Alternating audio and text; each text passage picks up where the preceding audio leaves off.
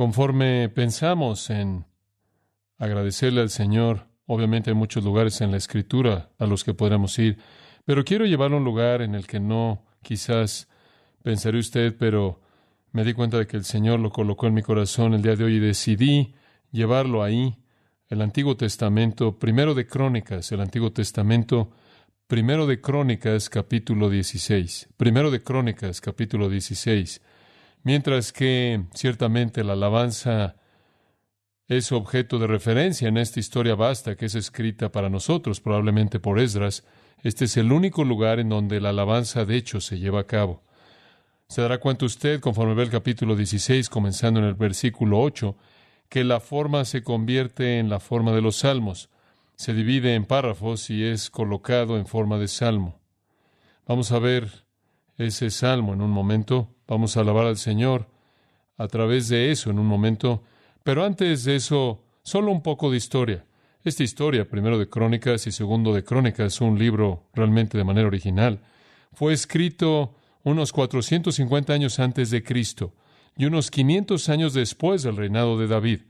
Da la historia de la redención que se desarrolla desde Adán hasta la cautividad babilónica. Entonces, va desde la creación hasta cuando Israel es llevado al cautiverio en Babilonia.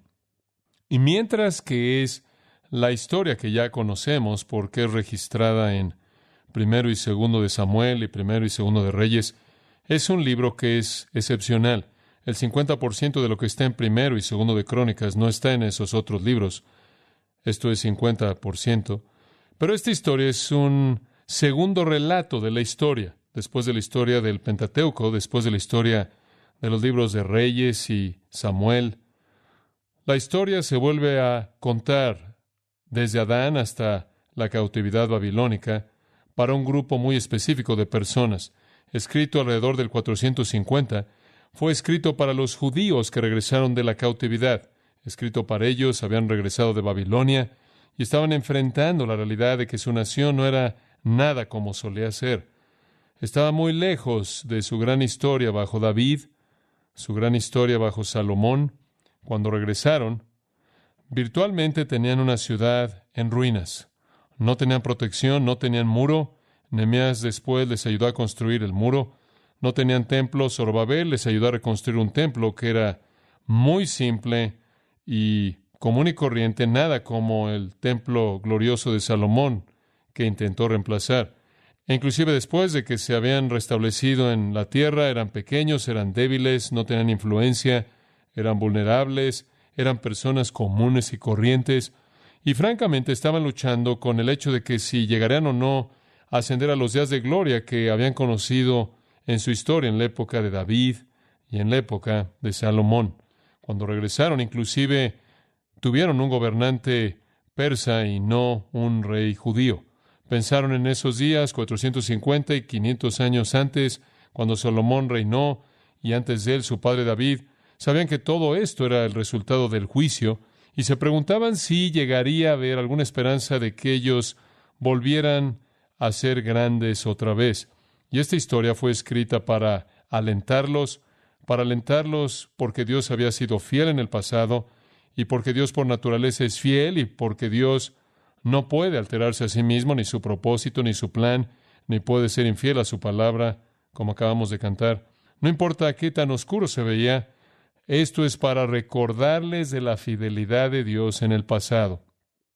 Porque es la fidelidad de Dios en el pasado que es el cimiento y la base para nuestra confianza en su fidelidad en el futuro. Y entonces es muy probable que Esdras escribió esta historia global para recordarle a la gente lo que Dios había hecho en el pasado y para restaurar su fe en que Dios cumplirá su promesa con respecto a la tierra, con respecto al pueblo, con respecto a los sacerdotes, con respecto a la adoración, con respecto a la salvación, y que Dios traería al gran rey davídico que era esperado, el Mesías, en el futuro. Lo más importante de esta historia, creo yo, está en el capítulo 16, en donde los exiliados se les recuerda de un gran día en la historia de Israel, un gran día. Durante el tiempo de Saúl, él fue un rey muy malo, la presencia de Dios simbólicamente se fue de Jerusalén. El arca del pacto, la cual representaba la presencia de Dios, no estuvo en Jerusalén. En cierta manera, un símbolo de el desagrado de Dios hacia Israel. Una de las primeras cosas que David quiso hacer era traer el arca del pacto de regreso a Jerusalén. Y entonces David, quien ahora era rey, construyó una casa para sí mismo y preparó una tienda, un tabernáculo para el arca de Dios. Fueron para conseguir el arca de Dios la primera vez en el capítulo 13. La cargaron mal y un hombre la tocó y murió ahí, un hombre llamado Usa, porque él había violado los estándares de Dios para el transporte santo de lo que simbolizaba su presencia. Pero finalmente llegó en el capítulo 16, versículo 1. Estaban diciendo, de hecho, queremos a Dios en medio de nosotros. Queremos su presencia, queremos su cuidado, queremos su poder. Así trajeron el arca de Dios y la pusieron en medio de la tienda que David había levantado para ella y ofrecieron holocaustos y sacrificios de paz delante de Dios. Y cuando David acabó de ofrecer el holocausto y los sacrificios de paz, bendijo al pueblo en el nombre de Jehová y repartió a todo Israel, así a hombres como a mujeres, a cada uno una torta de pan, una pieza de carne y una torta de pasas, y puso delante del arca de Jehová ministros de los levitas, para que recordasen y confesasen y lo hacen a Jehová, Dios de Israel. Asaf, el primero; el segundo después de él, Zacarías, Jehiel, Semiramot, Jehiel, Matatías, Eliab, Benaía, Obed, Edom y Jehiel, con sus instrumentos de salterios y arpas, pero Asaf sonaba los címbalos. También los sacerdotes Benaía y Jaziel sonaban continuamente las trompetas delante del arca del pacto de Dios. Esta es una gran celebración. Tuvieron una comida maravillosa y tuvieron alabanza fuerte con una orquesta grande, completa, y el pueblo estaba ofreciendo sacrificios, holocaustos. Esas serían ofrendas por el pecado, inclusive ofrendas de paz. Entonces, en aquel día, versículo 7, David comenzó a clamar a Jehová por mano de Asaf y de sus hermanos. Me imagino que usted podrá decir, este es el día prototipo de gracias, porque Dios está de regreso, su presencia está ahí, y el pueblo se está regocijando por eso. Comenzando en el versículo 8 y hasta el versículo 36, usted tiene este salmo que todos cantaron, que fue guiado por Asaf, el músico que guiaba a todos y el resto que estaba participando aquí. Aquí está la verdadera adoración, por cierto. Si usted tiene alguna referencia cruzada en su Biblia, usted se dará cuenta de que la primera mitad de este salmo viene del Salmo 105 y después hay muchos otros salmos aquí. Entonces, esta es una especie de resumen de algunos de los salmos más hermosos de gratitud. Y fue en esa ocasión que el pueblo dio gracias. Ahora, la gratitud viene en 3 párrafos. Y solo quiero caminar a lo largo de este salmo con usted. 3 párrafos. Cada uno comienza con mandatos a dar gracias y después sigue con razones para obedecer los mandamientos. Mandamientos seguidos de razones para obedecer los mandamientos. Razón número 1 va desde el versículo 8 hasta el versículo 22, pero comencemos con los mandamientos. Lo que es interesante, entre los versículos 8 y 12, hay 10 verbos imperativos. Esencialmente hay 10 mandamientos aquí. Alabad a Jehová, invocad su nombre, dad a conocer en los pueblos sus obras, cantad a él, cantadle salmos, hablad de todas sus maravillas, gloriaos en su santo nombre, alegres el corazón de los que buscan a Jehová. Buscad a Jehová y su poder, buscad su rostro continuamente, haced memoria de las maravillas que ha hecho, de sus prodigios y de los juicios de su boca. Simplemente ese conjunto de apertura de mandamientos, esos 10 imperativos, nos muestra lo que realmente es la esencia de la alabanza. Es exaltar a Dios, es honrar a Dios, es agradecer a Dios, es alabar a Dios. Esto es adoración.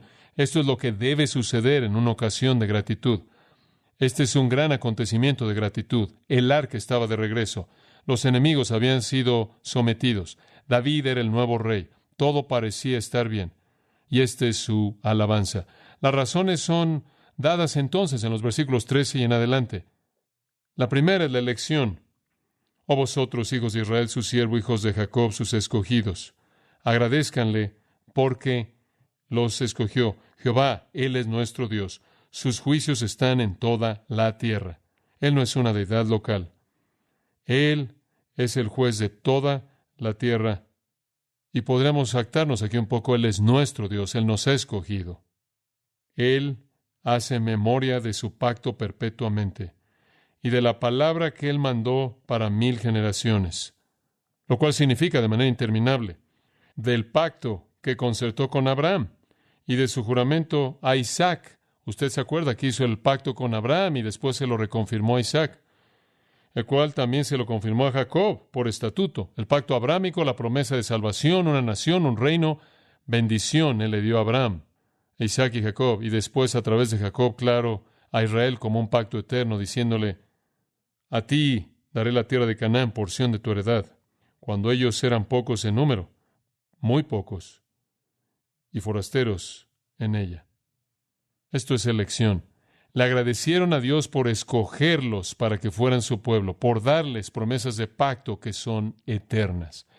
Le agradecieron primero por elección y en segundo lugar por protección.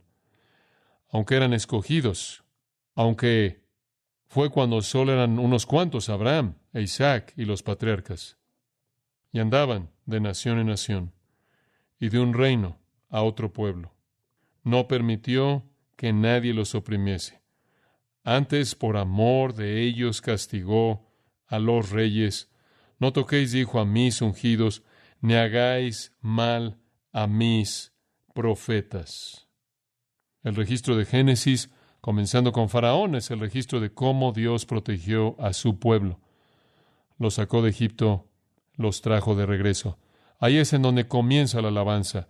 Comienza con un reconocimiento de nuestra elección y protección. Dios nos ha escogido y Él nos va a guardar para cumplir sus promesas. Párrafo número 2 viene en los versículos 23 y 24 y de nuevo comienza con mandamientos. Cantad a Jehová toda la tierra. Proclamad de día en día su salvación.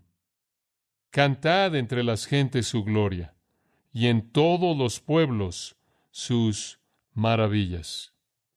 Se nos manda aquí no solo, como en la primera parte, a concentrarnos en Dios, a agradecerle, a cantarle, pero inclusive en el versículo 8, a dar a conocer sus obras entre los pueblos. Entonces, la adoración verdadera es una combinación de agradecerle a Dios, alabar a Dios y contar de su grandeza a toda persona. Se nos manda entonces a cantar al Señor y a proclamar su salvación de día en día, contando de su gloria entre las naciones y que toda la gente sepa a través de nosotros de sus obras maravillosas. La razón para eso, versículo 25, porque grande es Jehová y digno de suprema alabanza y de ser temido sobre todos los dioses, porque todos los dioses de los pueblos son ídolos.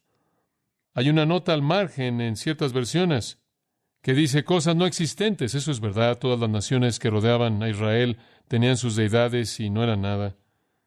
Mas Jehová hizo los cielos. Mas Jehová hizo los cielos. Alabanza y magnificencia delante del poder y alegría en su morada. El trasfondo de todo esto son todos los dioses falsos e ídolos falsos. Y aquí al pueblo se le dice por parte del salmista inspirado que deben adorar y alabar al único Dios verdadero, al Creador, el único que es Dios. Toda la gloria es para Él y para nadie más, debido a quién es Él, debido a su esplendor y su majestad, su fuerza y su gozo. El tercer párrafo viene en el versículo 28. Aquí hay mandamientos de nuevo. Tributad a Jehová, oh familias de los pueblos, dad a Jehová gloria y poder, dad a Jehová la honra debida a su nombre. Traed ofrenda y venid delante de Él. Postraos delante de Jehová en la hermosura de la santidad. En otras palabras, vengan a su presencia vestidos de santidad, no por fuera, sino por dentro. Temed en su presencia toda la tierra. El mundo será aún establecido para que no se conmueva. Alégrense los cielos. Y ahora comienza a llegar un crescendo en donde Él llama a toda la creación a que se una en la alabanza. Alégrense los cielos y gócese la tierra, y digan en las naciones Jehová reina. De nuevo, esta es una gran celebración. Solo hay un Dios verdadero. Resuena el mar y su plenitud. Alégrese el campo y todo lo que contiene. Entonces cantarán los árboles de los bosques delante de Jehová, porque viene a juzgar la tierra. Aclamad a Jehová, porque Él es bueno, porque su misericordia es eterna. Si supieran eso, ¿cuánto más sabemos eso? Estaban diciendo eso. Algunos de ellos estaban trayendo adoración verdadera. Para algunos era meramente algo externo, pero para nosotros, que no somos el pueblo de Dios por nacimiento físico, sino más bien el pueblo de Dios por nacimiento espiritual, sabemos de qué hablamos. Somos los verdaderos adoradores que adoran en espíritu y en verdad. Entonces usted tiene 3 párrafos. Párrafo número 1 nos manda a adorar, nos da razones. Párrafo número 2 nos manda a adorar, nos da razones. Párrafo número 3 nos manda a adorar y nos da razones. Y después de que hemos llegado a la cúspide de la alabanza, viene una petición en el versículo 35. Y decid, sálvanos, oh Dios, salvación nuestra. Recógenos y líbranos de las naciones, para que confesemos tu santo nombre y nos gloriemos en tus alabanzas. Creo que este es un gran modelo para la adoración. Toda esa alabanza, toda esa gratitud y después una petición humilde. Esa es la razón por la que el Señor, cuando le enseñó a sus discípulos a orar, dijo, vosotros pues oraréis así, Padre nuestro que estás en los cielos, santificado sea tu nombre. Venga tu reino, hágase tu voluntad. Fue la alabanza antes de la petición. Después clamamos, oh Dios de nuestra salvación, sálvanos, protégenos, líbranos de las naciones, para que podamos agradecer a tu santo nombre y nos gloriemos en tus alabanzas. Creo que a veces olvidamos que el testimonio del pueblo de Dios en ese entonces y el testimonio del pueblo de Dios ahora en el mundo debe ser que de todas las personas del planeta debemos ser los más agradecidos, ¿verdad? ¿Cómo no podríamos serlo? ¿Cómo no podríamos serlo? Sea lo que usted pueda pensar acerca de lo que está pasando en el mundo, económicamente, políticamente, materialmente, sea lo que sea que usted pueda estar pensando de sus circunstancias con relación a las circunstancias de alguien más, sea lo que sea que usted pueda estar pensando que son los problemas en su vida que roban su gozo, más vale que supere eso porque ustedes de todas las personas sobre el planeta tienen la mayor motivación por qué estar agradecidos. Todo esto es solo temporal, ¿verdad? Temporal. Usted ha sido escogido, usted ha sido elegido y usted está siendo protegido hasta que el Señor oirá y responderá esa oración. Él lo va a librar a usted. Él le va a traer a usted esa salvación final y por toda la eternidad estará usted en su presencia dándole gracias a su santo nombre y se gloriará en Él. El versículo 36 cierra, bendito sea Jehová Dios de Israel de eternidad a eternidad. Y dijo todo el pueblo que, amén, y alabó a Jehová. Es esa alabanza real, es esa adoración real, así debe ser. Los exiliados que estaban leyendo esta historia necesitaban hacer eso. Olviden sus circunstancias, olviden el hecho de que no se ve como les gustaría que se viera en este momento. Olviden el hecho de que una vez todo era glorioso con David y Salomón. Dios no va a cambiar y sus promesas no van a cambiar. Todas sus promesas se van a cumplir. Todas ellas se van a cumplir. Quiero que vaya al 17 y quiero terminar ahí después de que se acabó la celebración. El versículo 43 termina el capítulo. Y todo el pueblo se fue cada uno a su casa y David se volvió para bendecir su casa. Aconteció que morando David en su casa, dijo David al profeta Natán, he aquí yo habito en casa de cedro y el arca del pacto de Jehová debajo de cortinas está en una tienda. Y Natán dijo a David, haz todo lo que esté en tu corazón porque Dios está contigo. Bueno, lo que David estaba implicando es que no puedo vivir en una casa de cedro y Dios en una tienda. Tengo que construirle a Dios una casa. Ahora recuerde, él está saliendo de la euforia de la alabanza. Él está sintiendo estas realidades profundas acerca de Dios. Y después él se da cuenta de que Dios está en una tienda. Él está en una casa de cedro, un palacio. Bueno, Natán piensa que es una gran idea. Haz todo lo que esté en tu corazón porque Dios está contigo. En aquella misma noche vino palabra de Dios a Natán diciéndole, ve y di a David mi siervo, así ha dicho Jehová, tú no me edificarás casa en que habite. Un pequeño recordatorio de que antes de que Natán afirme algo, probablemente deberías confirmarlo con el jefe, porque no he habitado en casa alguna desde el día que saqué a los hijos de Israel hasta hoy. Antes estuve de tienda en tienda y de tabernáculo en tabernáculo. Por donde quiera que anduve con todo Israel, hablé una palabra a alguno de los jueces de Israel, a los cuales mandé que apacentasen a mi pueblo para decirles, ¿por qué no me edificáis una casa de cedro? Antes de que digas sí a construirme una casa, quizás deberías confirmar conmigo si quiero una. Por tanto, ahora dirás a mi siervo David, así ha dicho Jehová de los ejércitos, yo te tomé del redil de detrás de las ovejas para que fueses príncipe sobre mi pueblo Israel, y he estado contigo en todo cuanto has andado, y he cortado a todos tus enemigos de delante de ti, y te haré un gran nombre, como el nombre de los grandes en la tierra. Asimismo he dispuesto el lugar para mi pueblo, Israel, y lo he plantado para que habite en él y no sea más removido, ni los hijos de iniquidad lo consumirán más como antes. Y desde el tiempo que puse los jueces sobre mi pueblo Israel, más humillaré a todos tus enemigos. Te hago saber, además, que Jehová te edificará casa, lo cual quiere decir un templo. Y cuando tus días sean cumplidos para irte con tus padres, levantaré descendencia después de ti, a uno de entre tus hijos, y afirmaré su reino. Él me edificará casa, y yo confirmaré su trono eternamente. ¿De qué hijo cree usted que está hablando? No Salomón, su reino no duró mucho en absoluto, fragmentado y dividido en el reino dividido. Y yo le seré por padre, y él me será por hijo, y no quitaré de él mi misericordia, como la quité de aquel que fue antes de ti, sino que lo confirmaré en mi casa y en mi reino eternamente, y su trono será firme para siempre. Ese, queridos amigos, es el gran pacto davídico.